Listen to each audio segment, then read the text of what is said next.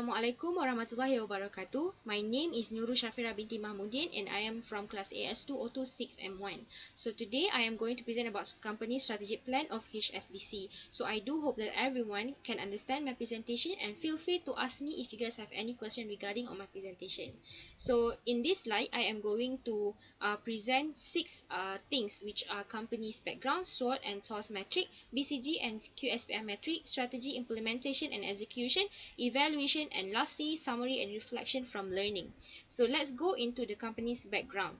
So HSBC was born on 1865 based on one simple idea, which is a local bank serving international needs. So it is located in London, and their vision is to be the bank of choice for organizations and businesses that aim to create community, social and environmental benefits. On the slide I have listed 4 major competitors, which are Lloyds Banking Group, Scotia Bank, Commerce Bank and Standard Chartered. So next is about the SWOT and TOS metric. So SWOT metrics are important matching tool that helps manager develop 4 types of strategies. So showing right now is the SWOT metrics of HSBC Holdings. So I have listed approximately around 3 of each strategies for HSBCs. Mainly for SO strategies, they are use up new technologies effectively, strengthen the online banking website. Good geographic location will provide cost advantage to strengthen the strategies, and for weakness and for opportunity strategies, install new technologies to be able to open up new market, buy new advanced technology, increase website service by up to 50% to compete the new entrants. For ST, which is strength threat strategies, keep up to date with constant technology development to compete with the competitors, increase budget for training, and maintain the customer satisfaction by constantly treat the customers with goods and excellent service. And lastly, for WT strategies, which is like weakness threat strategies, reduce the company's politics and country's political issues, keep up to date with new technology, and send workers for training to increase skills. So now is the BCG matrix. So I have listed the products based on the sections accordingly. So for global banking and markets, together with the global private banking sector, is classified as question mark because given their growth opportunities, the business units have failed to grow and gain popularity like retail banking. For stars, commercial banking is considered as star because of its fastest growing sector, contributing to 15% of HSBC's global revenue.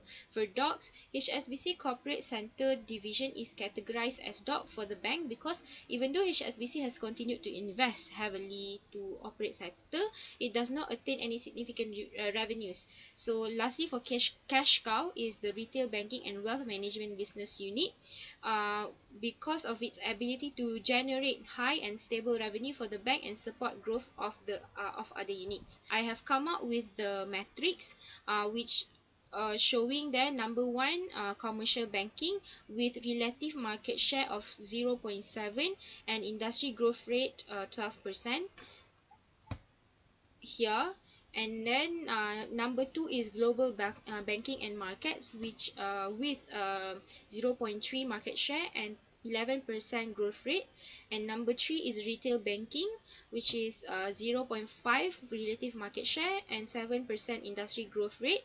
And lastly, number 4, global private banking sector, which with relative market share of 0.4 and industry growth rate of 15%. So now I'm going to explain about QSPM matrix. Showing on the screen right now is the QSPM metric for HSBC. The strategy stated is market development and market penetration based on the total sum of attractiveness score (STAS), showing that market penetration has a higher total sum of attractiveness rather than market development. So market penetration is the chosen strategies to be implemented for HSBC. So for market segmentation, is defined as the subdividing of a market into distinct subsets of customers according to the needs and buying habits. So HSBC, there are four alternative bases, which are geographic, demographic, psychographic, and behavioral. So for geographic, HSBC is quite wide, as they are already in Asia Pacific, in UK, North America, South America, and Asia.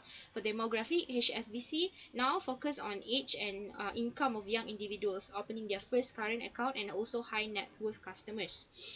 For psychographic, HSBC now focus on international and wealthier clients, which is considered as upper class. So on the right side is product positioning. So HSBC is on quadrant of waterfront approach and customer advocacy. Next is strategic finance or accounting issues. So in implementing the strategy, HSBC of course needed a source of capital. So HSBC often use investment banking and markets, which comprise of treasury and capital markets and global investment banking businesses. So they have made a significant investment in client account management in order to provide full range of products to meet client worldwide.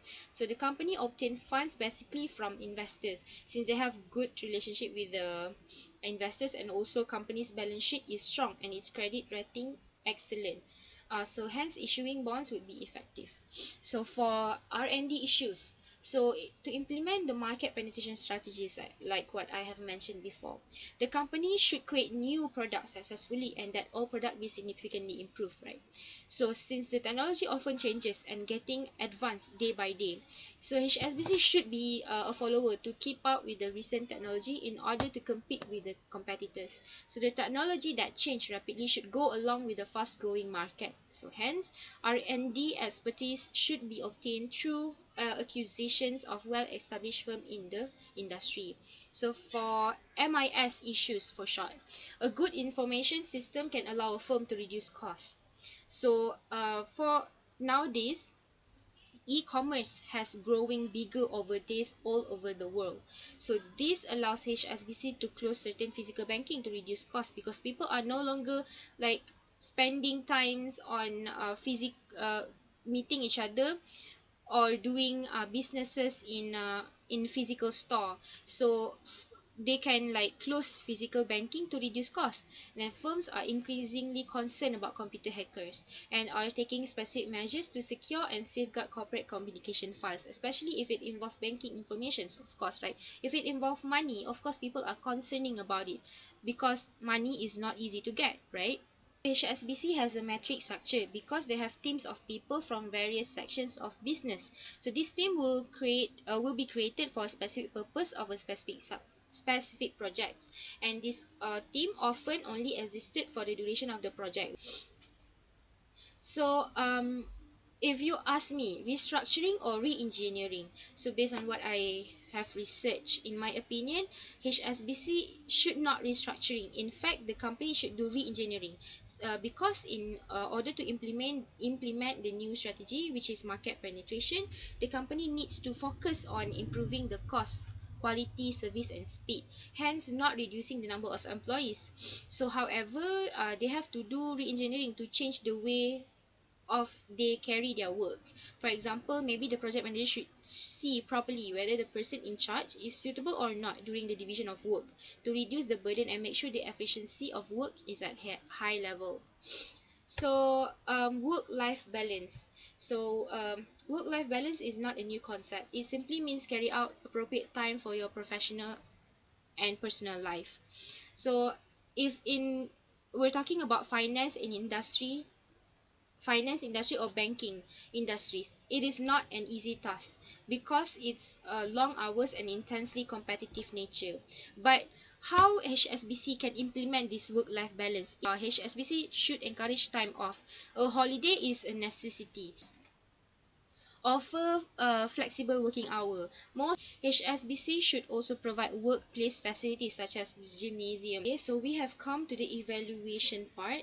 So first is Rumel's criteria for evaluating strategies. These four in boxes are the Rumel's criteria for evaluating strategies. First one is consistency. So Rumel's believe that a successful strategy is impossible without consistency. So in HSBC, the sales and marketing teams are working together to achieve the success in implementing the strategies. So Both marketing and sales department are working together with good communication within both parties. These are very important because in order to achieve a successful strategies implementation, they have to work together with good communications. So consonants, business must determine how well they're prepared to adapt the changes in their industries. As I mentioned so many times that the banking industry nowadays is the growing technologies. The changes is the growing technologies. For example, the e-commerce industries.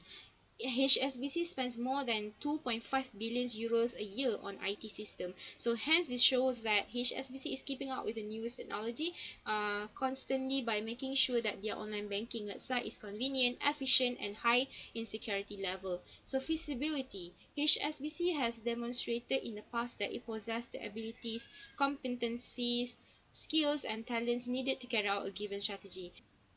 Advantage. There are so many other companies that offers the same thing, the same product as or services as HSBC. Like there are so many banks out there that offers the same thing, but the new strategy implemented allow the firm to have a better competitive advantage than its competitors. HSBC can be considered as superior because um, from 1865 until today we still can hear HSBC. So it is shows that the bank is well established since a while ago. So HSBC used the strong branding and tailored approach to give customers an individual service, whether they want investment banking services for their company or personal mortgage. Okay, so now we are going to see the comparison of IFE and EFE, whether they have changed or not. So each opportunities, strength and weaknesses, I have listed two of each. So for opportunities, new trends in consumer behavior, and increase in the number of internet users around the world. So before, the online shopping is not that popular. So online shop and nowadays online shopping has given opportunities to HSBC to open up new market to build up new revenue.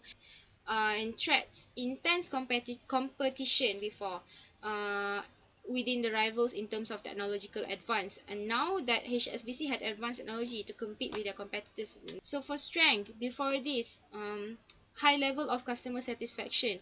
HSBC need to work hard in order to reach the level of customer satisfaction, but now the customer has its dedicated the company has its dedicated customer satisfaction among present customers and good brand equity among the potential customers. Weaknesses, lack of advanced technology. Very few technological that HSBC owned before this. But now that HSBC is trying to keep up with the advanced technology to compete with their rivals. Lastly, for evaluation is corrective action. So HSBC aimed to increase its revenue up to 5.9% to 55.4 billion, reflecting a good revenue growth in retail banking and wealth management, global private banking and CMB, together with improved cost control. So looking at the current situation right now, the rate of successfulness in percent in revenue is estimated to increase at least 3%, influenced by the recent downwards in economy due to this pandemic, and that have caused a decrease in economy of the whole world. So also due to this pandemic, HSBC has done a retrenchments to overcome the downwards of the revenue of the firm. So the competitors might also come up with similar strategy. Corrective action that HSBC should take to upgrade the efficiency of the online banking website, most probably to increase customer satisfaction and loyalty. So next, so as for summary, for SWOT and TOS metric, which is in stage 1, the purpose of doing this SWOT metric is to generate feasible alternative strategies, not to select or determine which strategies are the best. QSPI metrics, stage 3, is the decision stage. So this is where we are going to decide which strategy should we implement based on the total sum of attractiveness. So it allows strategy to evaluate alternative strategies objectively based on the IF and EF, internal factor and external factor. So, lastly, the reflection from learning strategic management. Strategic management is important, especially to managers in order to become a good manager. Because why? Strategic management taught you how to do vision and mission statement. Managers are able to create a good vision and mission for the company to do strategic planning. With strategic management, managers can differentiate the internal and external factors. Why should we differentiate these internal and external factors accordingly? Because we can do so much of it. We can do QSPM metric in order for us to know which strategy to be implemented for the company, which are the best strategies to implement to the company. So that's all from me. Thank you everyone, thank you for listening. If you guys have any question, feel free to ask me. Okay, thank you.